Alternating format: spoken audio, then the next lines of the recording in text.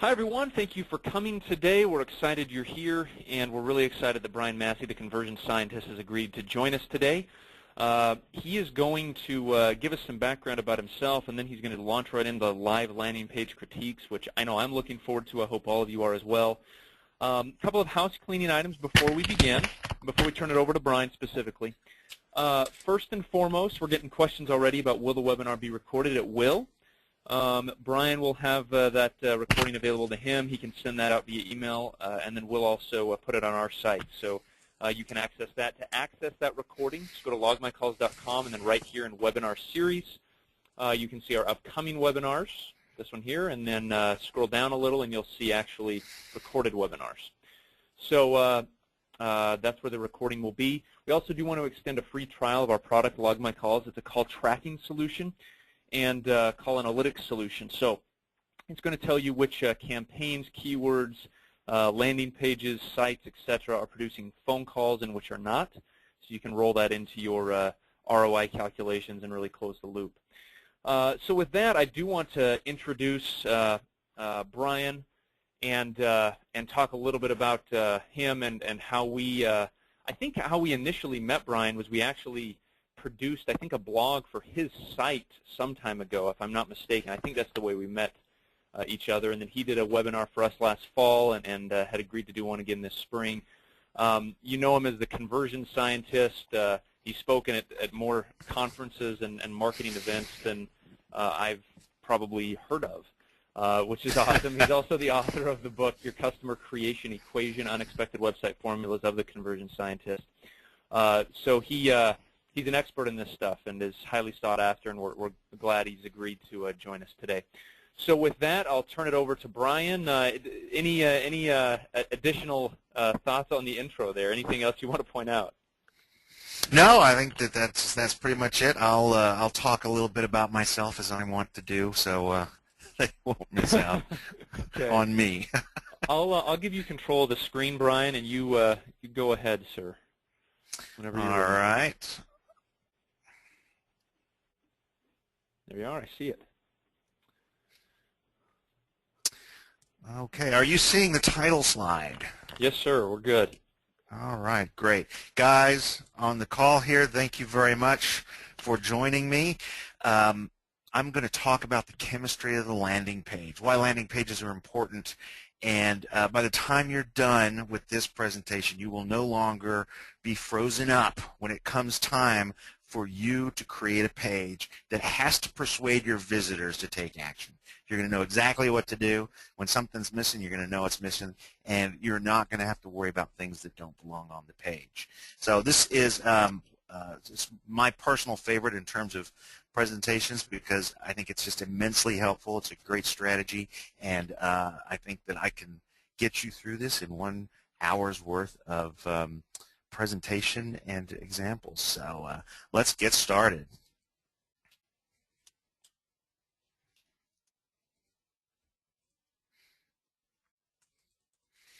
Bear with me as I get us going. So first of all, the question is why landing pages? What are landing pages and why are they important for those of us that run businesses that are dependent upon the web for our marketing and our business lives?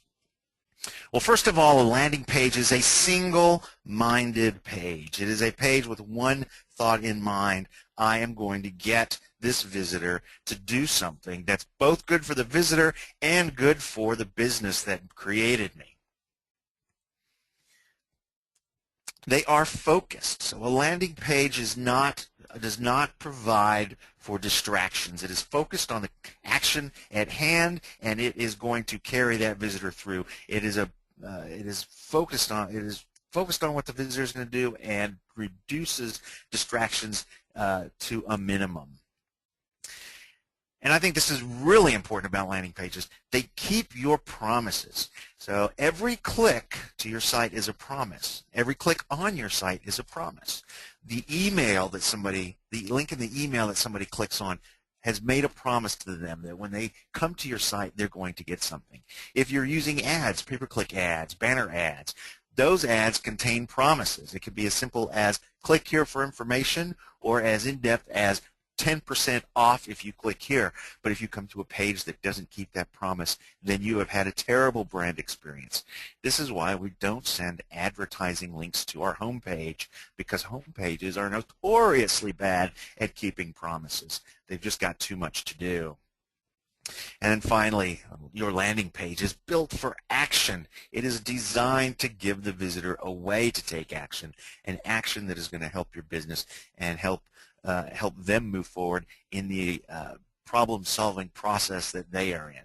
And keep in mind, people are coming to your website not to learn about you, which is what most content we find on websites is. They're coming there to solve a problem. So a little bit about me. Now that I've set up what we're going to talk about, I'm going to talk about why I am qualified to talk about landing pages. I am trained as a computer scientist. I have corporate experience as a salesman and a marketer, and I am the founder of Conversion Sciences, which is the second company that I have founded in the last 2 decades. I'm a consultant, so you actually can hire me to work on your site. I'm a national speaker. As McKay said, I am the author of Your Customer Creation Equation, Unexpected Website Formulas of the Conversion Scientist, and I am a Labware fashion model.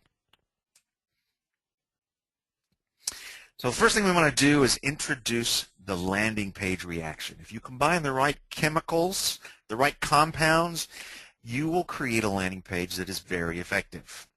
So we start off with a pure solution of web page. We add 2 compounds. We add a little bit of offer, and we add a little bit of form. When these are properly combined in a titration device, we get a landing page. So here is your basic landing page. We've got a form, which in this case is a very simple form. It's just a button. And we've got an offer, and the offer here is to submit. So this is what your landing page should look like. Are there any questions before I get into the examples? So you think maybe there should be something more here. Well, actually there is. First of all, our call to action, submit, is only really effective if you're selling dominatrix services. If you're buying dominatrix services, submit is a valid call to action. Otherwise, it is a very weak call to action, and it is a missed opportunity on your landing pages. Could we find something more relevant? Perhaps. Even something as basic as click here now is going to communicate with your visitors better than submit is. What am I submitting? Why am I submitting? Click here now tells me exactly what you want me to do. However, click here now doesn't really give us any good reasons to click. So let's think about what would be a good reason to click. Well, we know that these have been working on the internet for some time. Free Viagra. Yeah. And also the Get Money from Nigeria, where an official in Nigeria introduces you to an opportunity for millions of dollars if you'll just help them translate it. I got to tell you, I think this is a scam, because when I sent them my money, I didn't get anything in reply. So watch out for this one. But we know that it has been working. So how do we make these calls to actions more relevant to our business? While these things are working, they're not going to really help us much. Well, here's the trick. The ad tells you what your headline should be. When you make an offer in an ad, your landing page must keep the promise. And so the offer on the landing page needs to match the offer on the ad. 10% off, buy one, get one free, get the free report, learn how to needlepoint. Whatever the offer in the ad is, that is what the offer on the page needs to be. So I thought I would come up with a really interesting offer that most of us would want to jump on. 50% off US dollars from the leading reseller.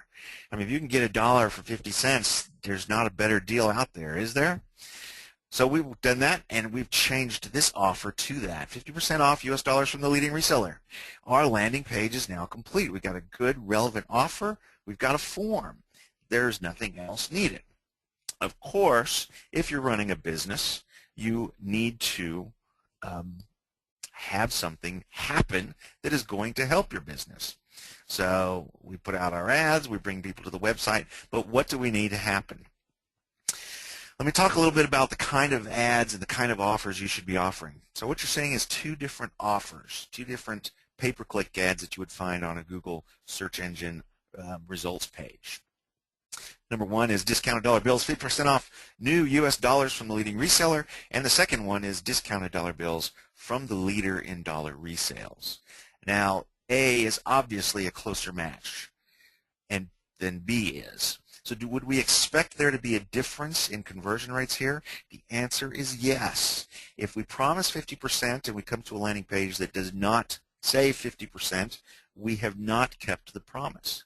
And even in times where you feel that the reader should be able to make the leap, even when things are very close, like discounted dollar bills from the leader, bringing someone to a page with 50% off dollars, their offers are different. So you've got to be very careful about even slight differences in the offers made by an ad versus the offers made on the landing page. Here's a great example. Zumba Fitness, clicked on this ad. First thing I saw was, select your shipping country. This is not a particularly relevant thing, and you're already asking me for information before you've even kept your promise. This is a problem. But if I go ahead and click through here, I come to a page, and the model has changed. The clothes have changed, and there is no mention of the Wonderland collection promised in the ad on this page. Now, the colors are the same. That's good. Color is another way that you can keep your promises. If color and look and style changes between the ad and the landing page, then you are going to confuse and create a disconnect with your visitors. It's going to decrease your conversion rates. So, we've got our offer, but our offer needs to include a call to action. Easily enough done. Click here. 50% off U.S. dollars from the leading reseller. Click here. Now our button is getting a little bit big. This button's having to work pretty darn hard. Why don't we go and ask a designer what they would do in a situation like this? Now, don't let them design your page. Just say, hey, what would you do if you had a button with too much text on it? And if they're smart, they're going to do something like this. 50% off U.S. dollar bills from the leader in dollar resales as a headline, and the button carries the action. Click here. So this page, given this ad, is a really nice fit. This is an effective landing page. But we still haven't got anything that helps the business. And if I click on the button, clicking on a button does not help us sell more dollar bills. So we've got to ask for more information. If we're generating leads, enter your email address is a fine way to do it. If you really want to be an up-and-up marketer and make sure that you are building a list of people that expect to hear from you, you can specifically ask for permission. Let us email stuff to you with your email address. This way we know that the people that are filling out this form are expecting something from you, and you're less likely to get opt-outs and spam reports when you start sending your emails out. Of course, we want to sell something here, so why don't we just get their credit card number. There we go. Get that credit card number, click here, and we are off to the races.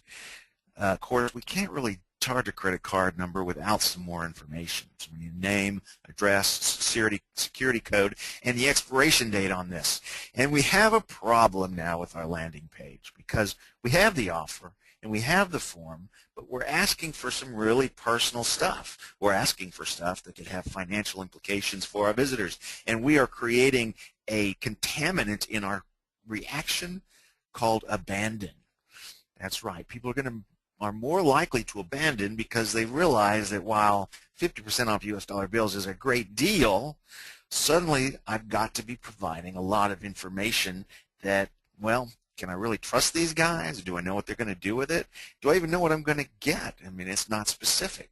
So what we want to do is get rid of the abandon. We do not want abandonment on our page. And we're going to find lots of examples of distractions in the samples that we're doing after I've gone through this basic tutorial.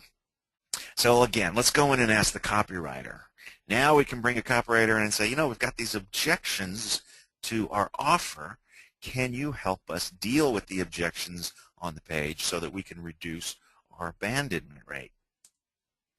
So what we'll do is make a little room on our page and have the copywriter give us some copy. Now, in this case, for the sake of my presentation, I've gone with 3 bullets. Bullets are easy to scan.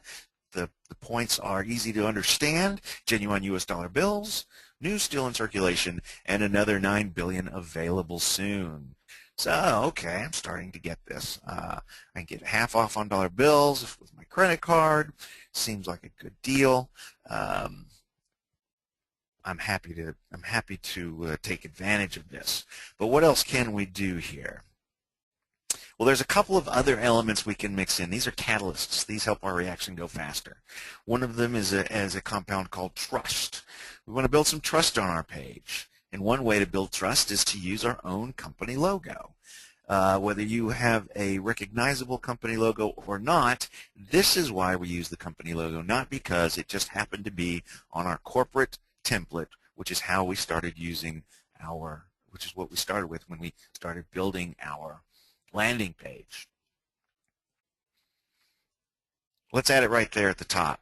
Now notice that we started this landing page completely blank, and that is the way you should be starting your landing pages. I know you've got fancy templates. If you're using WordPress, you've got WordPress templates. If you're using an advanced content management system, they all start off with your navigation, your company logo, your tagline, maybe even a couple columns of links and ads that appear on every single page. Those are going to create abandon for you. They're going to create distraction. You do not need them on your landing pages. So in this case, we felt that the company logo would help build trust, so we added it. And there's another trick you can use, which is the credit card bugs or the credit card logos. These build trust as well. You might think that they're informational, that we accept Visa, MasterCard, Discover, and American Express, but the truth is that people assume subconsciously that if Visa, American Express, MasterCard, and Discover allow their logos to appear on this page, then this company must be okay. So you're borrowing trust from these well-known brands. The other thing you want to add to the mix is proof. This is another catalyst. This is another accelerator for your conversion rate on your landing page. The logos of your customer are a great example of additional borrowed trust. Now, it works awesome if you've got customers that people recognize. If they know the brands and the brand is your customer, awesome. Lead with the best name brands that you have done business with.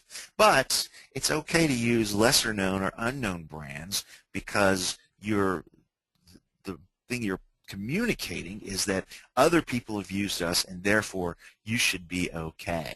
So you're borrowing the trust of your customers and by placing their logos on your page. And this will make me as a visitor more comfortable taking action on your page.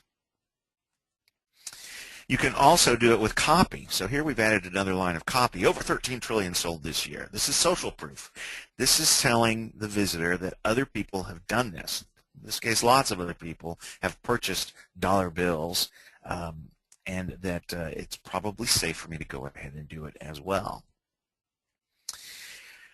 The next thing we want to do is show the product. This is Marketing 101. You always show the product in print, in video, TV ads, and on your websites, on your landing pages, show the product. And this can be sometimes a little bit tricky. It's really easy here with our offer. We just show some dollar bills, right? But what if you're selling a service? What if you're selling a PDF that's downloadable? There's nothing physical to actually hold, to actually see. Well, you've got to get creative because what you want to avoid is stock photography.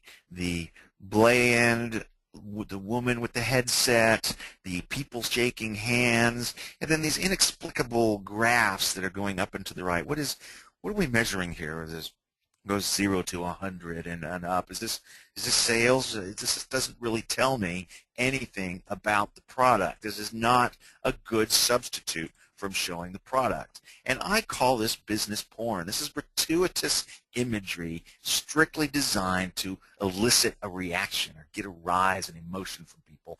And most of the time it does not work. So get rid of the business porn and put a little thought into what you could be doing with your imagery. Here's a real easy one. I went to a landing page that offered this safe book. This is a 150-page book. So what I did is I took about 20 minutes. I downloaded the PDF, grabbed a copy of the cover, dropped it into PowerPoint. That's my great graphics editor. Dropped it into PowerPoint, did a couple transformations on it, and saved it. And I can tell at a glance that we're talking about a book, even though I know I'm downloading a PDF. But also I set the thickness at about what a 150-page book would look like. So visually I'm getting an idea of what the value of this thing is. And Roy H. Williams, the Wizard of Ads, will tell you that no one is going to take action until they have imagined themselves taking action. And that is what your image allows them to do, is to imagine holding on to and using the product or even the service that you are offering. So we have a problem now that we've added all this stuff. The call to action is invisible. We've got logos. We've got our logo. We've got our customer's logo. We got the picture. We got Visa, MasterCard, Discover, American Express logos. We got all this copy and headlines and a form. Where is the call to action? What does this page want me to do? This is really, really important. Not only should the button tell the visitor why to click it, but it needs to be visible enough to let the visitor know that they're supposed to click a button. Ta-da! Make it nice and big. There's been a lot of talk about what color your button should be. Here's the golden rule. Your button color should be a color that is not in your color palette. So we've got a lot of red and blue on this page. There's some green there. The money, of course, is green. So I chose an orange button because it stands out. The only thing that's close is one of the circles there on the MasterCard logo. So pick a button. If you've got a lot of orange and red on your page, then you'll want a blue button. If you've got blue and brown, then you'll want maybe a green button, something that will stand out so that the visitor at a glance knows that you're asking them to do something. You can also add an arrow pointing directly at the button. And something else we did here is we screened back the logos. Look at the customer logos. They've now been screened back. You'll see on a lot of successful landing pages that the logos of their customers have been done in grayscale. So all color has been removed. This is so that you can see a recognizable logo, but visually the bright colored logos of your customers don't compete with the other elements on the page, the picture, and primarily the call to action button. So now we can let the designer move things around. The designer can come in and take care of business. We don't want them to add any rotating headers. We don't want them to add anything. We don't want them to change the copy. We want them to use their knowledge of color, position, font size, the understanding of white space, juxtaposition. We really want a draftsman, someone who is going to guide the eye. I come to the page, 50% off U.S. dollar bills. I get, that's what my promise was. Oh, look, it's the U.S. Mint. I trust them. Here's some great copy reasons for me to consider this offer. There's the form that I need to fill out. It's really clear that if I click this button, I'm going to get discounted dollars, and I trust because there's lots of evidence of trust on this page. The designer has to guide the eye to these elements roughly in that order. So here's what you can do. Go home, pick up your favorite landing page and take a look at it. And count the number of things that are on that page that don't fit into one of these components: offer, form, proof, trust, or image. If they are not building proof, if they are not building trust, if they're not part of the form, if it's not the offer made by your ad, your link, your promise, and if it isn't an image of your product or service, it does not belong on your landing page. Anything else will create abandon, and that, as I said, we do not want. So let's do a little test. Of these four things, which of them belongs in the ingredients for a landing page? Take just a second. I want you to fix in your mind which one do you think is most likely to be best on your landing page. One of these elements: offer, form, proof, trust, or image. Site navigation. Did anybody pick site navigation? Well, site navigation is actually a distraction. If I put site navigation on my site, I am likely to send people away from my landing page to go and check other things out. People are just looking for reasons to delay making a decision. Let's not give them any good reasons to do that. How about social media icons? Well, if I'm getting people to my website, why wouldn't I want them to like my Facebook page or tweet about me? Well, the truth is that those are distractions as well. If I come to a landing page and I see a Facebook icon, I may trust the page a little bit more, but there's a real danger that I'll think, oh, didn't my Aunt Bertha just have a corn removed from her foot? I need to go and see how her surgery went. And you've lost them. They will go off to Facebook because you reminded them to go off to Facebook. If you're going to pay money to bring people to your website, don't send it off to Mark Zuckerberg. And finally, ratings and reviews or company mission statement. Now, company mission statements don't belong on landing pages because you're talking about yourself when you should be talking about whatever the offer is. Don't put gratuitous copy on there about your company and what you do unless you're offering your company for sale. And most landing pages are not selling your company. They're selling a report. They're selling a specific service. They're selling a special offer. They're selling a coupon. Your copy needs to focus on selling that item, and you talk minimally about your company. The only time you bring your company up is if you feel there's a trust issue and they need to know that you are a legit company, and you can do that in words. Telling people that you have great customer service is not communicating that you have great customer service. If you have to say it, it probably ain't true. That's the rule on a landing page. So ratings and reviews, though, great social proof, especially if you're running an e-commerce site. Ratings and reviews are proven to really increase conversion rates for e-commerce sites.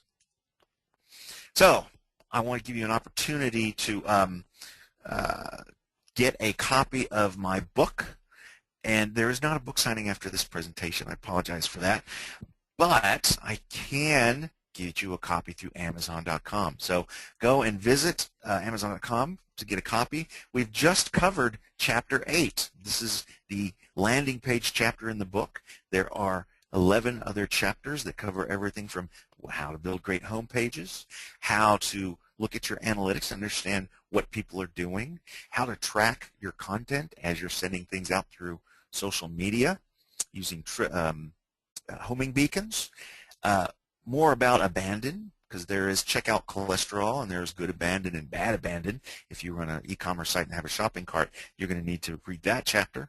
Setting up visitor tripwires so that you know exactly where people are going and what they're doing on your website.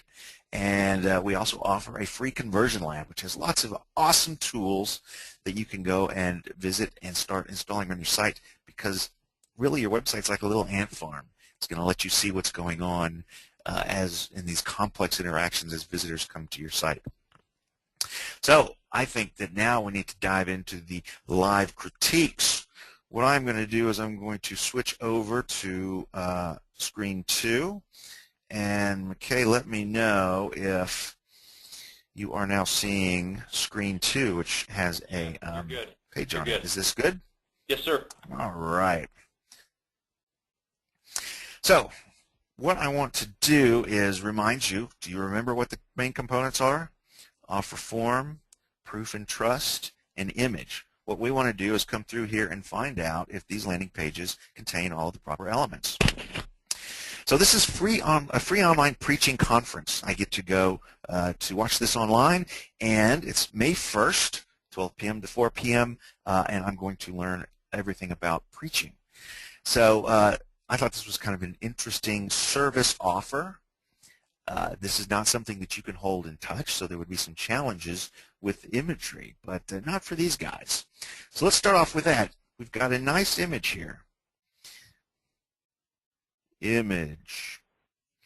Since they can't really show preaching because it's an action, they show the presenters. Anytime that you're offering something like a free webinar, you can't really show the webinar, so you can talk about the presenter. And having pictures of your presenter on your landing pages is an outstanding way to go about enticing people to come, especially our humans who are really looking for who they're dealing with as much as what the actual solution is. So we've got some form on this page. I can see it here. The button doesn't say submit, it says register now, so I know exactly what I'm going to get if I click this button. We're asking for a first name, a last name, an email address, and a phone number. So there are some form fields that are going to be conversion killers. And unless you have a good reason, unless you're promising a call, asking for things like a phone number, make people stop and go, really? Do I want to get a phone call from this? It looks like a good offer. It looks like going to a preaching con. That's really what I want to do, but do I want somebody to call me? So if you're going to ask for things like phone number, if you're going to ask for title, if you're going to ask for company size, number of employees, where people stop and say, do I really want to give these guys that information? It might help to explain a little bit why you need it. Why is a phone number important here? What is the deal with asking for a phone number? Okay, so think about when you're adding qualifying questions to your forms, am I going to use it, and is it going to cause people to jump back? Now, if you ask qualifying questions, the people that will get through the form and complete it are generally better qualified. So you can actually weed out unqualified people by providing additional form fields. So what are we looking for next? We are looking for an offer.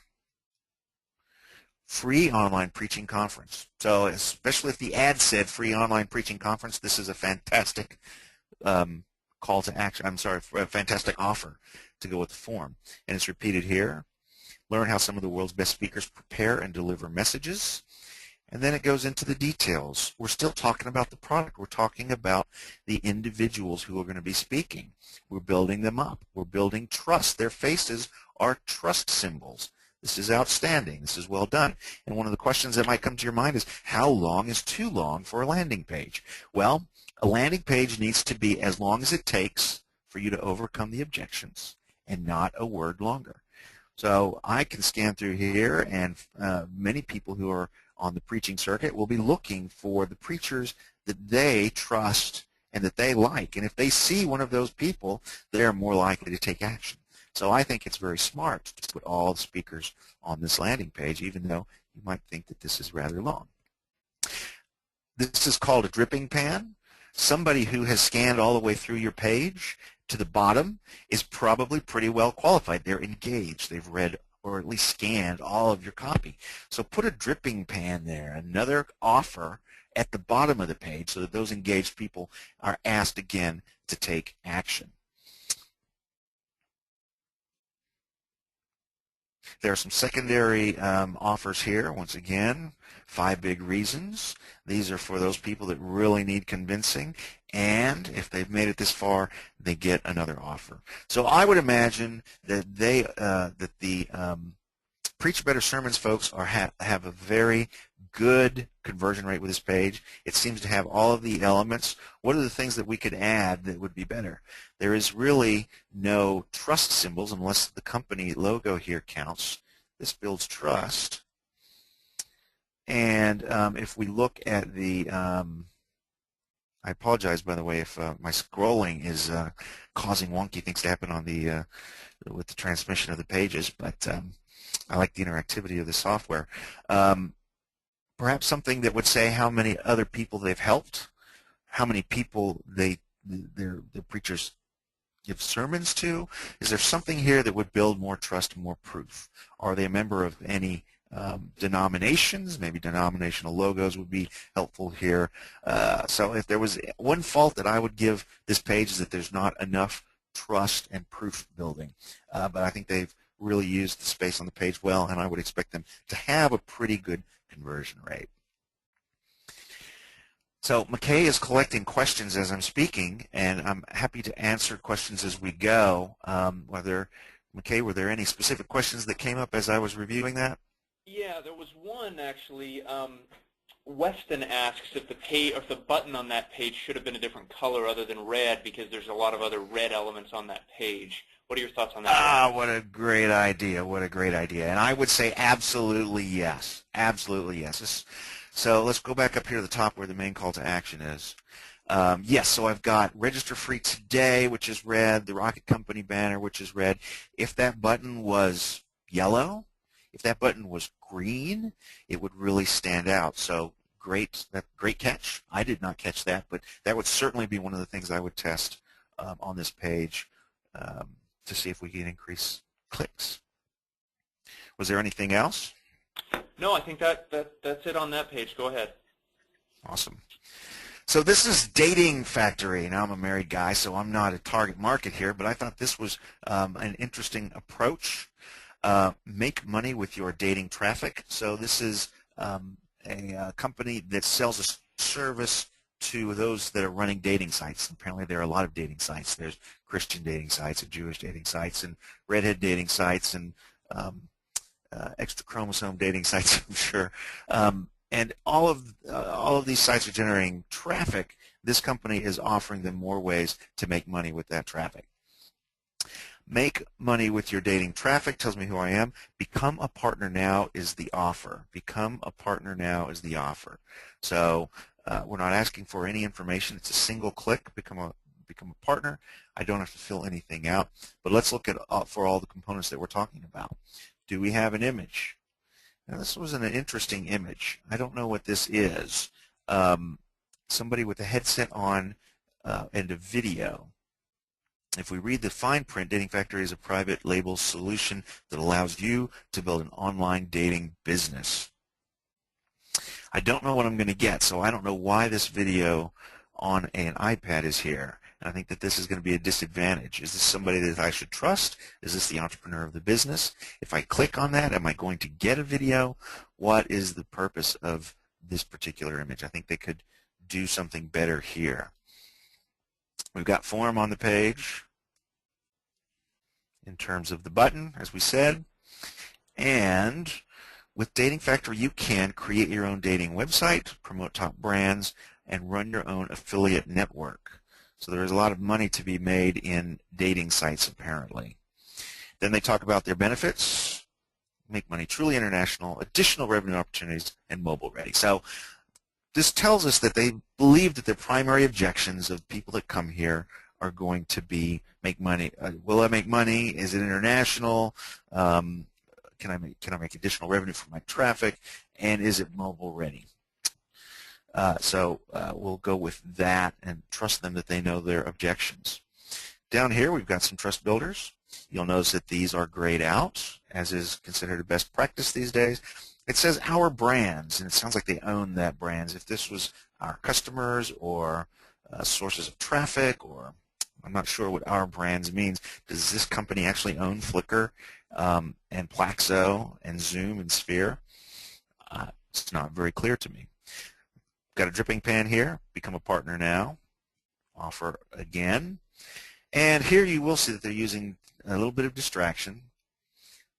There's some abandon here, but it's at the bottom, and so we can subscribe, which is a secondary offer, which is a reasonable secondary offer, especially if you are good at email. So a lot of people ask if they're not ready to take advantage of my offer, can I offer them to join my mailing list? That's only effective if you're good at email and converting people who join your email list into coming back to the site and considering another offer. If you're not doing a lot of email, asking for an email gives them a way out, and it's going to poach your sales from the primary offer.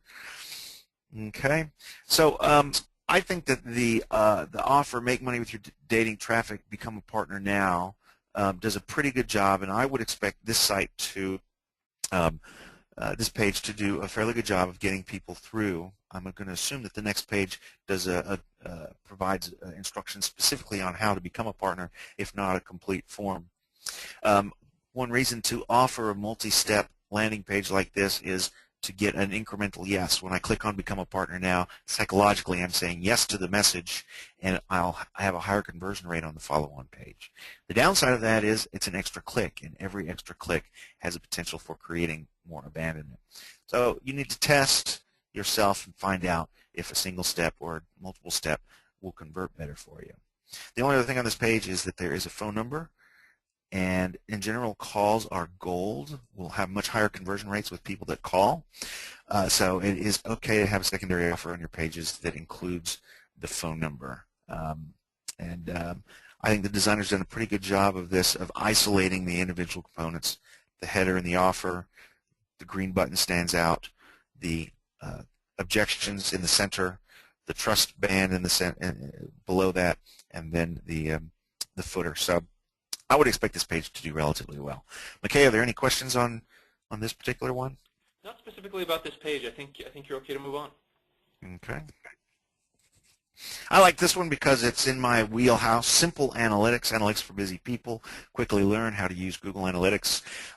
Folks, Google Analytics is a fantastic tool. It's free.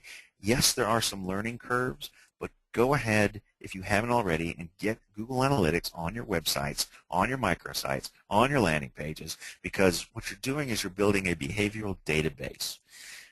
You're collecting data, and if you can collect data for a year, then you have an entire year of understanding of how people use your sites, what the traffic patterns are, things like that. So even if you're not ready to dive into conversion and looking at your analytics, in a year when you are, you can go back and query your database and start asking questions about how people behave on your site. And I guess that this book would be the right tool to start with. Getting started with Google Analytics. Let's take a look. First of all, we got image right here, and this looks like it could be an actual picture of the book, but it's really easy to buy software that will allow you to render photorealistic versions of your book. It's something that I certainly have used in the publishing of my book. So we've got the image. We've got a form, which in this case, again, is just a button. Free instant access.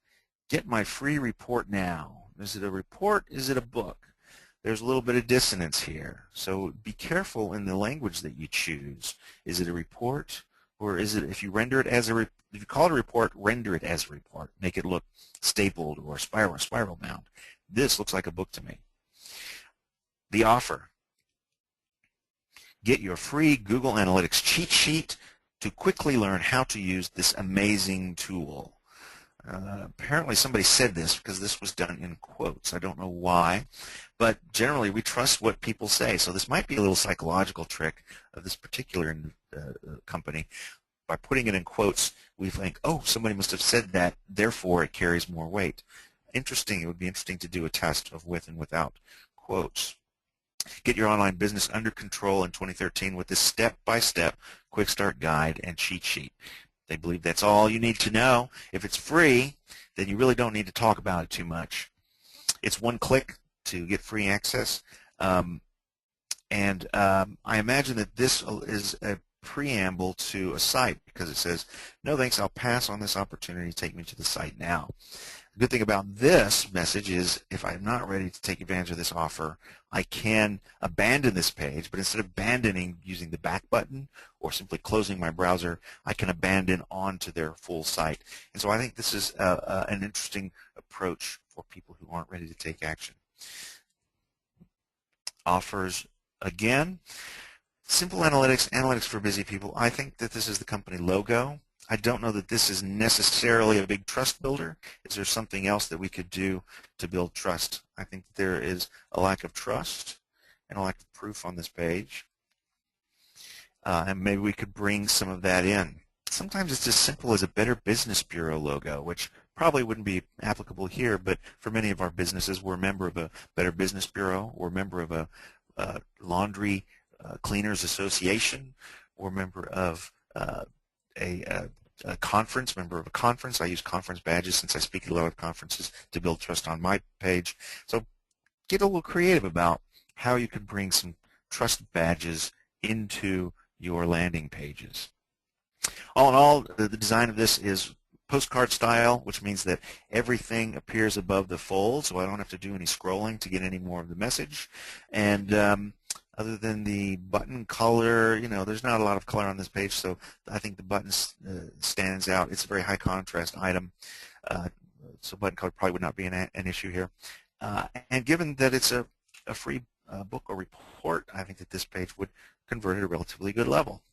McKay, any questions on this in particular? Yeah, one of the questions that's coming up fairly frequently is, and this is more of a general question, so if you want to take it now, that's fine, or at the conclusion, but for something that is, for a service that's vague, maybe if you own an SEO company or a marketing company where there's really nothing tangible you can hold or show, how do you illustrate that?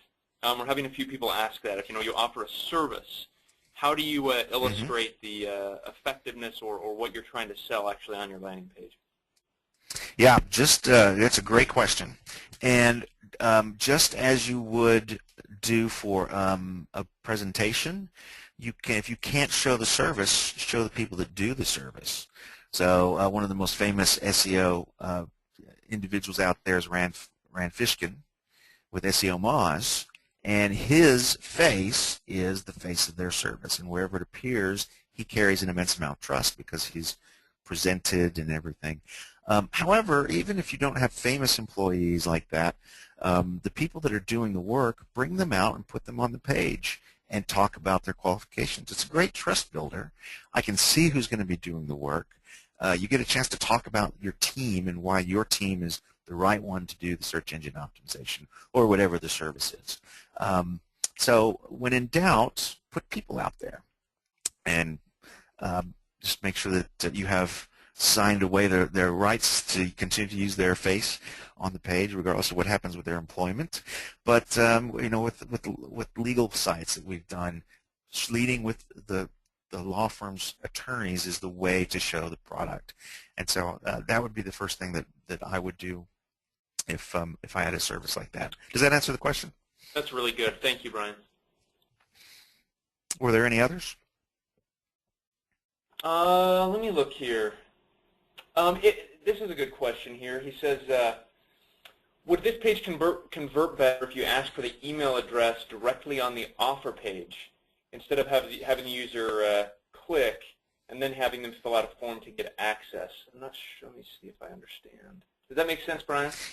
Yeah, it does. It does, and I think that goes back to the comment I made earlier, which is if you're having trouble getting people to convert with the form, like asking for the smallest form is first name, email address. First name allows you to personalize your email, and of course the email address accepts their email.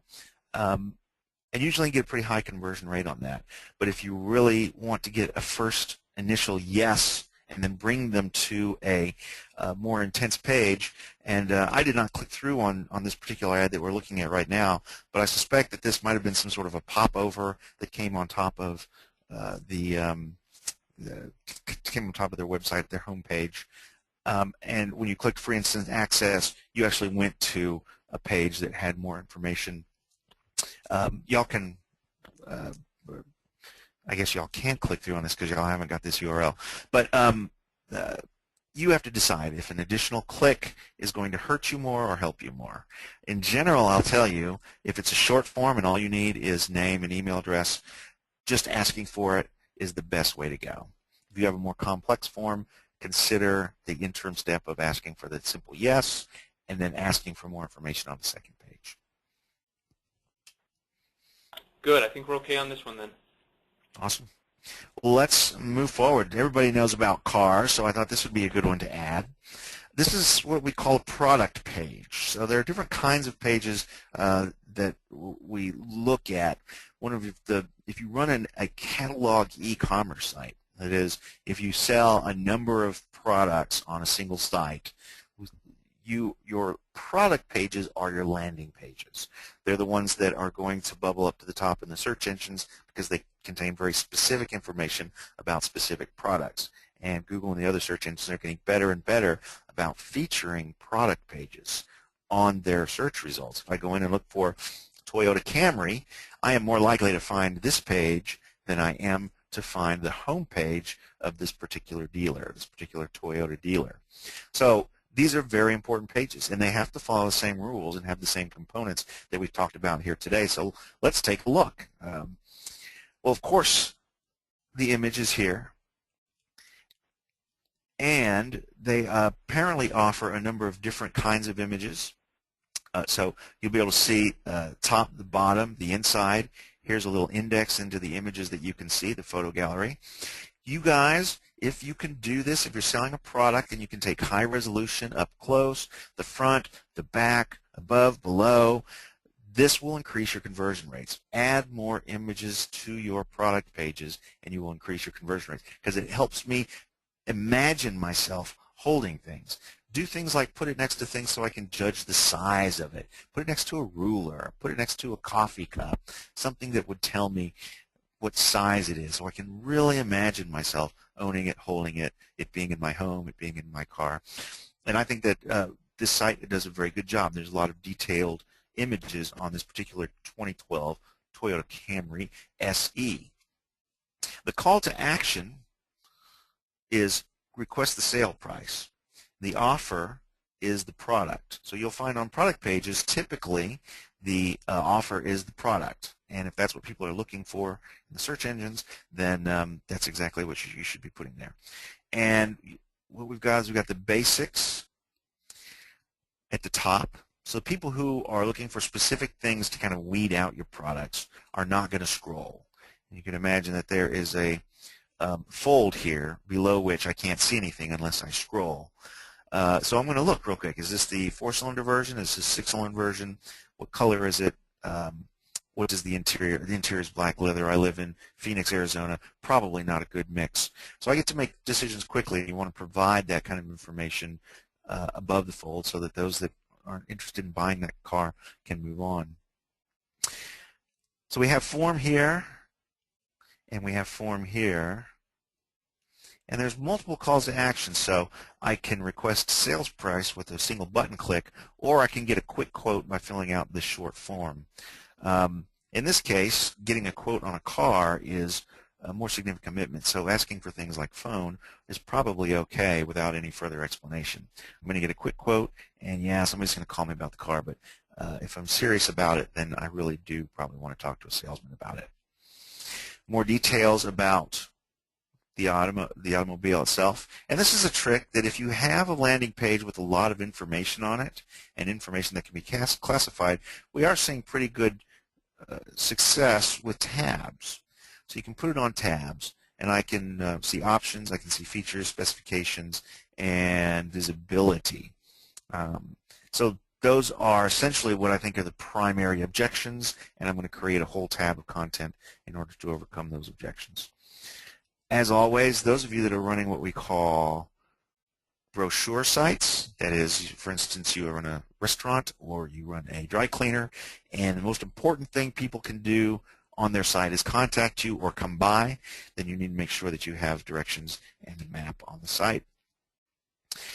And in terms of sources of abandon, this recommended products or similar vehicles, similar products, is something that you really need to use carefully, because you can drive people away and they can be ping-ponging from product to product, or they can see a car and think, well, I really wanted this one, but gosh, should I be considering the LE or should I consider the S? And you essentially introduce enough question in their mind that they're like, I think I'm going to just go somewhere else, not make that decision right now, even though I'm not really buying the car. All I'm asking for is a quote. And what's the sort of thing are they going to do when they're like, I don't know, should it be an LE or an SC? They're going to go over to social media. So Mark Zuckerberg will get your fantastic traffic that you've paid for, or they're going to go start hunting around. These are sources of distraction. Now, on an e-commerce site, you generally will have top navigation because it's part of your site, but your landing pages should not have any navigation, if at all possible. There are distractions here: new inventory, used inventory. So there are plenty of opportunities here for me to take my attention away from the Toyota Camry SE that I clicked on to find and go somewhere else. And we got a little bit of business porn going on here, but that's okay because we do such a good job of showing the product, in my opinion. So, McKay, were there any questions on this portion, on this page? Yeah, let me read a couple to you if I can, Brian. Okay. Let's see. So Patricia asks, for service organizations, sometimes stock photos can be more effective. Say, for example, like a pest control company or someone for a home service like that. would it be more effective to have an actual photo of technicians spraying a house rather than business porn, which is the best phrase of all time? Yeah, so let's talk about pest control business. I am a woman. Let's say that I am 35. I'm home alone during the day, and I'm going to have a pest control person come into my home. What are some of my concerns that I could handle with an image? Are they trained? Are they professional? Are they men? Are they women? Are they going to have nice, clean outfits on? Are they going to put little booties on their shoes so they don't stain my carpet, track stuff in on my carpet? Are they going to show up in an old beat-up late model Chevy? Or are they going to show up in a truck that is labeled? So let's think about some of the things you could show as an image. Guys in nice overalls with labels. Guys or girls. It doesn't have to be men. With booties on their shoes, doing a good job of securing the house from bugs. Another great thing to offer is if you've got trucks that they go around in, you've probably paid for expensive wraps, go ahead and show a picture of the trucks. So I can expect someone to show up in a truck where it's obvious that they are a part of that business, obvious to my neighbors what's going on. I feel safer. Think about what your objections are and apply that opportunity, that image opportunity, to doing to overcoming those objections. Another great use is customers. Show a picture of a real customer, put their name on there, and put a little testimonial next to it. They were professional and didn't stain my carpet, and that's a great image. That builds trust, and it shows that other people have used the business. And I can imagine someone coming into my house with little booties on. That makes sense. Does that help? Perfectly, perfectly. The other question we've got here is, do you like the idea of people using lightbox forms? So I'm not sure whether this person means, as a pop-up if someone's leaving or entering, or just on a landing page generally. But sort of, if you can give us sort of the rules, your rules for lightbox forms, short forms on lightboxes, that would be awesome. Yes. So lightbox forms and popovers. Everyone you talk to says, I hate them, I hate them, I hate them. I've never seen a situation in which they did not increase conversion rates. So yes, use popovers with a few caveats. Number one, always give them an easy way to cancel out. I've seen a number of popovers that don't have a little X or a close link, and you can click in the gray area outside of the box to close it, but most people don't know that. They're just like, oh, what do I do? I feel stupid. And so the first brand experience they have of you is, I'm dumb, I don't know what to do, and they're as likely to hit the back button and close the browser as they are to move forward. So as long as it's easy to dismiss, I think that you're going to find an increase in conversion rates. Now, if you use a popover on a landing page, what you're probably going to do is actually poach, cannibalize leads from the landing page itself. So I wouldn't necessarily use that on a landing page, but on a home page or another popular entrance page that where you can't control where the traffic is coming from. It's a good opportunity to make a quick promise in a popover, but make it very easy for them to dismiss it if they're not interested in your offer. So that's a great question. And then the other question is, are there any different sort of overarching rules for B2B landing pages versus B2C landing pages? Are there any fundamentals that are different, or is it just applying the same principles in a different way? It really is applying the same principles. One of the mistakes that we make in a business-to-business world is assume that we're not talking to humans. We speak to them like we're automatons. We use big words and we pump it full of adverbs. And probably the number one mistake we make on business-to-business pages is we talk about ourselves. The Eisenberg brothers call that wee-weeing all over yourself. Go ahead and take the copy from your business-to-business landing page and count the number of times you say we, us, or the name of your company. And I think you might be a little embarrassed. Your landing page needs to speak about the offer and what the visitor gets from the offer, not about you. You only need to speak about yourself to the extent that you're building trust. But again, saying that you're great and saying that you're the leader, if you have to say it, it's probably not true. It's not a very good trust builder. But otherwise, they're humans. Speak to them as humans. And the only other issue would be is if they want to send their boss to your landing page, make sure that you have a professional-looking design. Not a whole bunch of stuff. You don't need to bring in the big header and the rotating sliders and stuff like that. Just make sure that it is that it looks professional and is not doesn't look like something that was designed in front page in the 90s. And then, Brian, I know it's top of the hour, and I know you've got to run, and we, we want to make sure everybody gets back to their day. But I've got one more question, if you can take it, if you've got 2 seconds. I can do it. Perfect. Patricia asked a good question about top navigation on landing pages. If it goes back to somebody's own site, maybe to a pricing page or to other pages, is top navigation never a good idea to go back to someone's home page or other pages on the site from a landing page? Yeah, so your landing page needs to contain everything it needs to contain to overcome the objections. That doesn't mean you can't use secondary pages, but we're really talking about a microsite here, a landing microsite. If you send them off to pages on your corporate site or pages on your general site, you're going to lose them. They're not going to come back to the landing pages. Even if you open in another window, you're going to have lost them. So the landing page needs to contain everything it needs to do its job. And that's why for more complex landing pages, more complex sales, we see things like the tabs that we saw on the audio site. So don't send them somewhere else, because the landing page is single-minded. It's focused, not distracted. It is oriented towards action, and it's the page that's going to keep the promise you made. The other pages are only going to confuse and distract. I hope that helps. Great, that does help a lot. Brian, thank you, sir. Did you have any parting words or final bits of wisdom for everyone? That was a fast hour. It means it was entertaining. It went by very quickly. I looked at the clock and I was like, oh my goodness, the hour's passed already. So that's a good thing. I'm glad to hear that.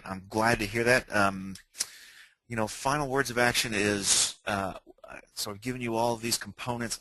I hope I've made landing pages easier for you, but go ahead and use them.